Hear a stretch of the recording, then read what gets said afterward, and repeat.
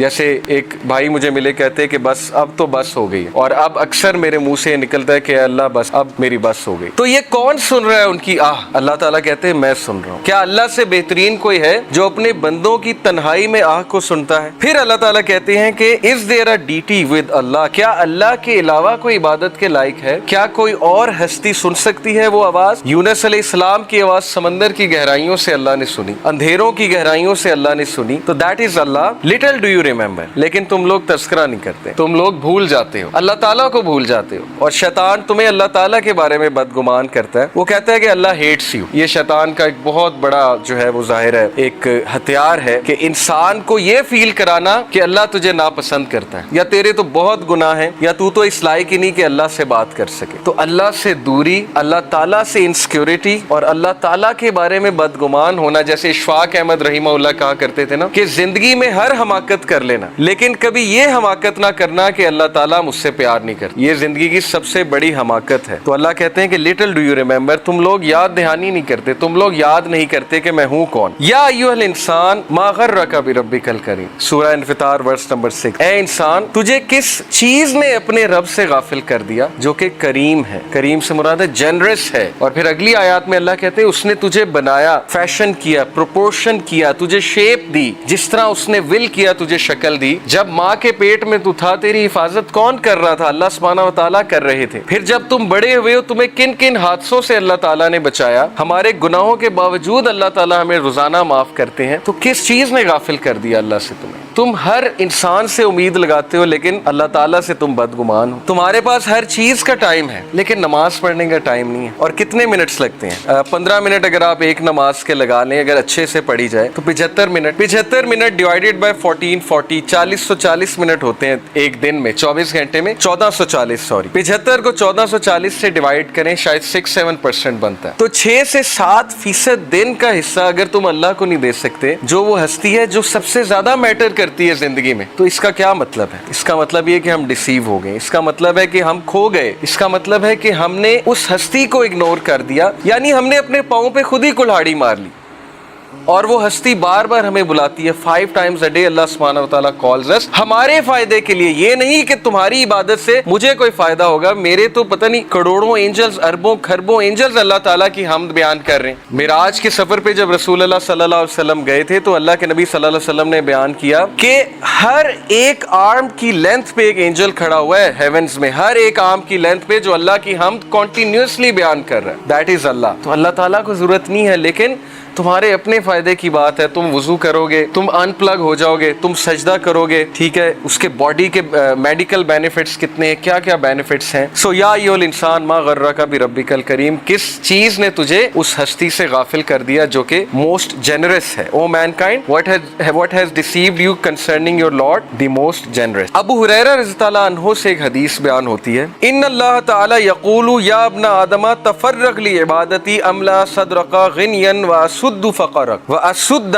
فقرک. کیا ٹرانسلیشن ہے؟ ابو ہریرہ رضی اللہ عنہ سے رپورٹ ہوا کہ نبی صلی اللہ علیہ وسلم نے کہا کہ اللہ سبحانہ تعالیٰ کہتے ہیں، یہ حدیث قدسی ہے، جو حدیث میں اللہ تعالیٰ کی طرف سے بات ہے نا اسے حدیث قدسی کہتے ہیں. کہا کہ او سن آف ایڈم، اے آدم کے بچے، busy your self with my worship, اپنے آپ کو فارغ کر لے میری عبادت کے لیے. اس کا کیا ہوگا تجھے reward? I will fill your heart with riches and elevate your poverty. میں تیرے دل کو غنی کر دوں گا، میں تجھے کنٹینٹ کر دوں گا، میں تیری ٹینشنز کو دور کر دوں گا، تیرے برڈنز کو ہلکا کر دوں گا، اور میں تیری پاورٹی کو ایلیویٹ کر دوں گا، یعنی ختم کر دوں گا. نماز میں رزق ہے، اس سے یہ ثابت ہوتا ہے نماز رزق کو بڑھاتی ہے. تو دیٹ حدیث از سو ٹچنگ ٹو می. یہ میں نے جب سنی تھی اٹ ٹچڈ می سو مچ کہ ہم کتنا فارغ کرتے ہیں اللہ کے لیے اپنے آپ کو. ہمارے پاس دنیا جہان کی چیزوں کا ٹائم ہے، لوگوں سے ملنے کا ٹائم ہے، ریلیٹیو سے ملنے کا ٹائم ہے. پرائیورٹی کی بات ہے نا.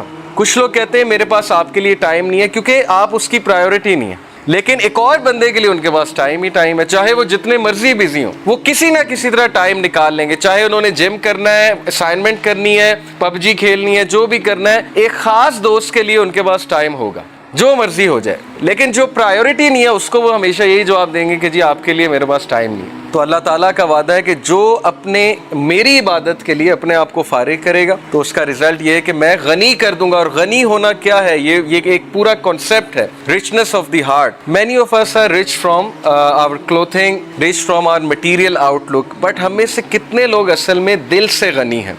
دل کا غنی ہونا کیا مراد ہے؟ Contentment, self fulfilment. بہت سے لوگ کنٹینٹ نہیں ہیں، بے چینی ہے اندر، ہر وقت جو ہے وہ اچانک سے بیٹھے بیٹھے سیڈ ہو جاتے ہیں، اچانک سے بیٹھے بیٹھے ایک ہالونیس چھا جاتی ہے، اچانک سے بیٹھے بیٹھے کھو جاتے ہیں۔ اوکے، یہ ہے دل کا غریب ہونا۔ اور دل کی رچنس کیا ہے؟ کہ کم پہ بھی خوش ہو جانا، کنٹینٹ ہو جانا، تقدیر پہ کنٹینٹ ہو جانا، اللہ کے فیصلوں پہ کنٹینٹ ہو جانا، اللہ تعالیٰ کی ڈسٹریبیوشن پہ کنٹینٹ ہو جانا۔ اور دل کی رچنس سے یہ بھی مراد ہے کہ اپنے دل میں کوئی کجی محسوس نہ کرنا، کوئی ریجیڈیٹی محسوس نہ کرنا اچھے کاموں کے لیے۔ اب جب اچھے کام ہمارے لیے مشکل بن گئے، نیکی ہمارے لیے پہاڑ جتنی بن گئی، اور برائی ہمارے لیے اتنی آسان بن گئی کہ ہم برائی کرنے کے لیے رات الارم لگا کے بھی اٹھ جائیں گے۔ آئی نو دس، کہ ظاہر ہے کہ جب ایک برا کام کرنا ہوتا ہے تو اس کے لیے کچھ بھی ہو جاتا ہے۔ جیسے ایک دنیاوی کام کرنا ہو، آپ رات 2 بجے اٹھ کے بھی 4 بجے اٹھ جائیں گے، میں آپ کو گارنٹی دے رہا ہوں۔ پتہ لگے صبح کانسرٹ ارینج کرانا ہے، اسکول میں 5 بجے پہنچنا ہے، مینجمنٹ ٹیم میں وہ عاطف اسلم آ رہا ہے، اس کا کانسرٹ ہے، رات 2 بجے سو کے 5 بجے اٹھ جائیں گے ہم۔ پرائیورٹی ہے نا، اور دنیا ہے۔ تو ظاہر ہے کہ جب نیکی مشکل ہو جائے، برائی آسان ہو جائے، تو پھر اس کا مطلب ہے کہ دل میں غربت ہے، دل غریب ہے، دل میں رچنس نہیں ہے، کنٹینٹمنٹ نہیں ہے۔ تو اگر آپ چاہتے ہیں آپ کا دل بڑا ہو، آپ کے دل میں رچنس ہو، تو فارغ کریں اپنے آپ کو، ٹائم نکالیں اللہ تعالیٰ کے لیے، اور پھر دیکھیں آپ کے مسئلے کیسے حل ہوتے ہیں۔ کئی لوگ سے میں نے سنا ہے، ایک بھائی بہت مشکل سے گزر رہے تھے، 2 سال پہلے کا واقعہ ہے، اور 6-7 مہینے ہو گئے ان کا وہ مسئلہ حل نہیں ہو رہا، ان کا وہ مسئلہ حل نہیں ہو رہا، کوئی فیملی پرابلم تھی۔ اور ایک دن مجھے ملے and he was so happy، اور انہوں نے مجھے ایک سینٹینس کہا جو میں کبھی نہیں بھولوں گا۔ انہوں نے کہا کہ علی بھائی، all it took was one تہجد، that's it۔ لیکن 6 مہینے مجھے کبھی ٹائم نہیں ملا، مجھے لوگوں سے ملنے کا ٹائم مل گیا، مجھے لوگوں سے کہانیاں سنانے کا ٹائم مل گیا، لوگوں کی سننے کا ٹائم مل گیا، لیکن تہجد کا ٹائم نہیں مل رہا تھا۔ all it took was one تہجد، اور میرا مسئلہ حل ہو گیا۔ تو امام شافعی رحمہ اللہ نے کہا کہ میکنگ دعا ایٹ دا ٹائم آف تہجد is like an arrow which does not miss its target. تو باقی یہ کہ اللہ دعا آپ کریں اور نہ ملے یہ ایک الگ بات ہے، ظاہر ہے اللہ تعالیٰ وہی دیں گے جو بہتر ہے، لیکن یہ سینٹینس یاد رکھنے والا ہے کہ all it took was one تہجد۔ تو اپنے آپ کو فارغ کریں، ٹائم نکالیں اللہ تعالیٰ کے لیے، یہ آپ کے ہی لیے بہتر ہے۔ اور پھر یہ حدیث، انس بن مالک reported the messenger of Allah صلی اللہ علیہ وسلم said، Allah Almighty said، حدیث قدسی ہے، O son of Adam, if you call upon me and place your hope in me, I will forgive you without hesitation۔ اگر تم ہوپ میرے سے لگاؤ گے، امید میرے سے لگاؤ گے، تو میں تمہیں معاف کروں گا، without any hesitation میں تمہیں معاف کروں گا۔ O son of Adam, if you have sins piling up to the clouds and then ask for my forgiveness, I will forgive you without hesitation۔ اور اگر تیرے گناہ آسمان تک جا رہے ہیں اور آسمان کی طرح پائل اپ ہو چکے ہیں، کلاؤڈز کی طرح، یعنی اتنے سنز ہو چکے ہیں کہ تم اسراف کر چکے ہو، اور تم مجھ سے معافی مانگو گے، میں تمہیں معاف کروں گا، لیکن سچے دل سے توبہ کرو گے، میرے پاس آؤ گے، میرے سے بات کرو گے، مجھے ریکگنائز کرو گے، تو میں تمہیں معاف کروں گا۔ تو کویسچن یہ ہے کہ کیا ہمارے ہوپس اللہ تعالیٰ سے لگے ہیں یا ہمارے ہوپس کریشن سے لگے ہیں؟ میں یوتھ سے بات کر رہا ہوں، میں حیران ہوں کہ ہم ایک انسان کے لیے راتیں جاگ لیتے ہیں، ہم اس کے لیے اپنی ڈیسیجنز چینج کر لیتے ہیں، ہماری لائن ہے اس کو چینج کر دیتے ہیں ایک انسان کو پانے کے لیے، ایک انسان کے پیچھے دوڑتے ہیں، اور بعد میں ہمیں کوئی خاص فائدہ بھی نہیں ملتا، بعد میں ہمیں جو ہے وہ ریگریٹ ہوتا ہے کہ میں نے اتنا کچھ کیا اور آگے سے رزلٹ جو ہے وہ کچھ بھی نہیں ہے۔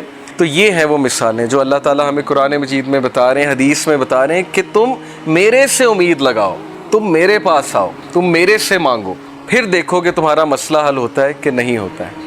اور امید لگانے کے حوالے سے ابن تیمیہ رحمہ اللہ لکھتے ہیں، ان کی ایک کتاب ہے kalamullah.com پہ آپ جائیں تو وہاں پر ایک کتاب ہے ابن تیمیہ کی، I think relief from distress, yes exactly یہ نام ہے، ریلیف فرام ڈسٹریس، کے ڈسٹریس سے ریلیف کیسے ملنا ہے، اوکے یہ کتاب ہے۔ وہ کتاب اس آیت کی تفسیر ہے، لا الہ الا انت سبحانک انی کنت من الظالمین، صرف ایک آیت کو پکڑا ابن تیمیہ نے اور پوری کتاب لکھ دی۔ اس میں وہ ایک بات لکھتے ہیں کہ اسلاف جان بوجھ کر یہ دعا کرتے تھے، یہ بھی ایک دعا تھی ان کی کہ ہماری دعائیں ڈیلے ہوں، ہماری دعاؤں کی قبولیت ڈیلے ہو۔ اب یہ ہمارے لیے, ہم جیسے لوگوں کے لیے جو دنیا میں بہت ڈوبے ہیں, بڑی عجیب بات ہے. ہم تو چاہتے ہیں یوں دعا قبول ہو, میں اللہ سے مانگوں اور چیز میرے سامنے ہو, چاہے وہ میرے لیے بہتر ہے یا نہیں ہے. اسلاف کہتے تھے کہ ہم جان بوجھ کے وش کرتے تھے کہ دعائیں ڈیلے ہوں. کیوں؟ کیونکہ جب بندہ دعا کر رہا ہوتا ہے اس کا تعلق ہی اللہ سے اور ہوتا ہے. تو وہ اس تعلق کو انجوائے کرتے تھے کہ ہم تکلیف میں ہیں, ہم کسی ڈسٹریس میں ہیں, بس ہم دعائیں کیے جائیں. تو یہ تعلق انہیں بہت لطف دیتا تھا. یہ ایک بہت ہائی لیول کی بات ہے. بتانا میں آپ کو یہ چاہ رہا ہوں کہ دیکھیں, مصیبتیں آتی ہیں, مشکلیں آتی ہیں, انسان پر بہت سے فیزز آتے ہیں, اور اس فیز میں اگر اللہ سے آپ کنیکٹ کر جائیں تو یہ آپ کے لیے خیر ہی خیر ہے, اور اس فیز میں اگر اللہ سے دور ہو جائیں تو پھر یہ شر ہے بہت بڑا. تو اللہ تعالیٰ کہتے ہیں کہ اے آدم کے بچے, اگر تیرے سنس پائل اپ کر جائیں کلاؤڈ جتنے, تب